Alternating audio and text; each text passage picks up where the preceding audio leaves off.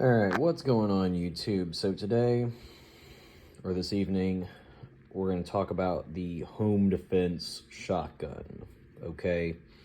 So really, for any armed, prepared citizen, obviously your home, your apartment, your duplex, your double wide, whatever the hell you live in, that's your castle, all right? We're not, and really whatever it is that is, your space, and really it is your God-given right to occupy a space and call it your own. There's nothing wrong with that. I know you hoity-toity liberals be like, oh, some Christopher Columbus colonizer. Blah, blah, blah. Yeah, that's right. My ancestors were definitely colonizers, and I'm okay with that. And I'm sure a lot of you are the same way, okay? But you have a God-given right to defend yourself and your castle and your family. And, luckily, since we live in America, there's a myriad of home defense tools at our disposal. So, for me, I know that the pumped 12 gauge might not be the best weapon for, every scenario that you might find with home defense, but I think that for 99.9% of the things you're going to encounter, a 12 gauge pump or a shotgun of some kind, excuse me, burping a little bit, is going to be your best bet, in my opinion. Okay, maybe not for every scenario. Again, you've got 10 guys, trying to, breaking down your door. You're probably gonna want to grab something that's gonna shoot a little bit faster. Okay, to be honest with you. Okay, and that's why you have some sort of tiered system with your home defense, and have options. Okay, but for me, 99.9% of scenarios, this is what I would grab. Okay, it's also something I take camping. It goes in my truck a lot. It really, to me, the shotgun, when it comes to preparedness, is probably one of the most useful guns because of the variety of shells that it has, the different kinds of loads, breaching loads, less than lethal loads, and then your, complete selection of different kinds of buckshot, birdshot, slugs. I mean, you name it, it can shoot it. And with the manual of arms, the pump, you're not going to have any sort of firing issues unless, there's some major obstructions, okay? So, let's talk about, I'm not going to really go into actually I will, screw it. I know there's some sort of YouTube rule where you can't, describe gun upgrades or whatever, but I'm just going to tell you what we see, what I have right here, and that is a Remington 870 Tactical, 18.5-inch barrel. The tube is 5+1, okay? Actually, maybe it's 6+1. I don't remember. It's 5 or 6+1, all right, with stock tube. And then got some other little doohickeys, Magpul, 4-end with a light. Okay, and since it's not a super tactical thing, I just use civilian tape on it, so some blue tape. So this is just a cheapo Feyachi light with a red lens cover. Okay, just got a hand stop, some cable management, extra shell. Okay, and then on the side there, that's where I've got my pressure switch. Okay, so it's actually quite comfortable to hold, and if I had an extra set of hands, I would show you, and I will definitely have a video of this guy on the range here very shortly, but that's the front. Nothing. I think I've got a different color follower. I think I got a lime green follower, so you can really see if it's empty or not. Oversized safety. Another extra little shell holder right there. It's actually a little toy, and I think this is holy cow. This is the Pred Defense, I think. I can't remember. But nice little play. And again, with your fighting shotgun or whatever, or your home defense shotgun, sorry, you're gonna have to use what's on the gun, ammo-wise.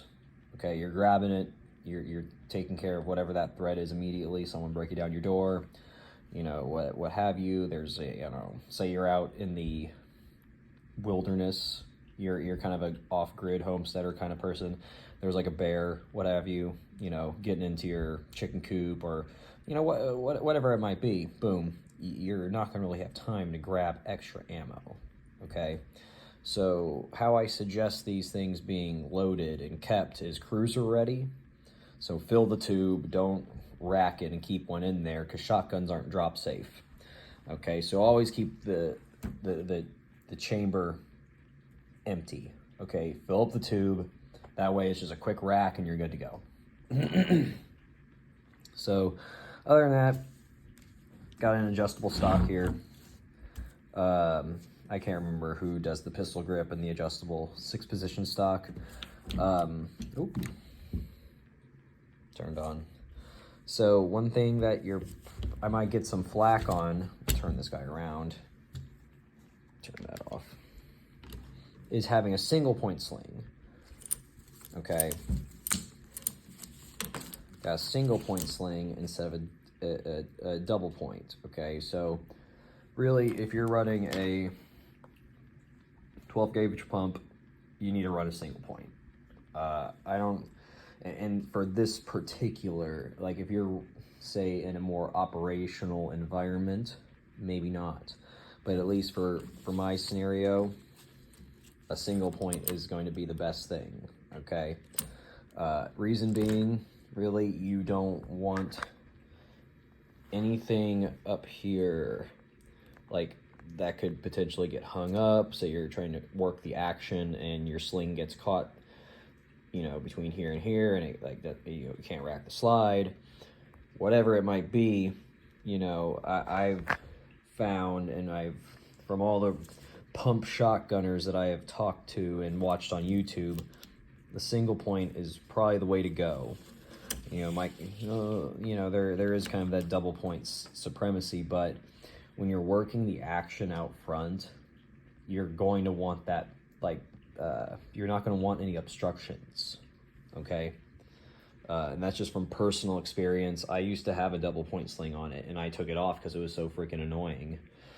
It was comfortable to hold, like if I slung it across my back or a shoulder, sure, it's really comfortable there, but like manual of arms and shooting it, completely different story. There is a little container thingy right here. I don't think there's anything in there, but really, guys, real quick, I guess, what ammo do I keep on it? So generally speaking, I would keep hold on, I think this is number 4 buck. Yes. So number 4 buck is technically the least penetrating power out of all the buckshot. I think this will go through 6 interior walls over 9 of your traditional buckshot. So think about that. This is also not quite your tradition. I think this has got like a bunch of different pellets in it. It's not like your traditional like 9 pellet or 8 pellet buckshot. And then I also keep low recoil slugs. Okay. Generally speaking, probably gonna have a little bit of both. I don't have too many slugs on here. You know, as you can just see, 3, 4, 5 slugs, okay, if I need them. The rest is number 4 buck. But again, remember, shotgun, you can, oh, hi kitty cat. Oh, hello. I lost my train of thought because I saw the cat, sorry. Anyways, that's the shotgun, home defense. There's not a whole lot to it. Oh yeah, if I gotta say one thing, no optics on your shotguns. I don't care who you are, you don't need to spend the money.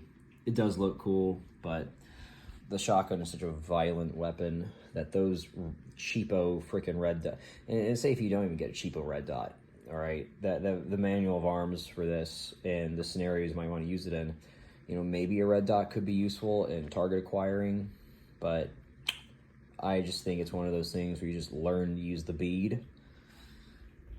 Okay? The bead is all you need. All right? That's it, guys. All right, have a good night. See you later. Bye.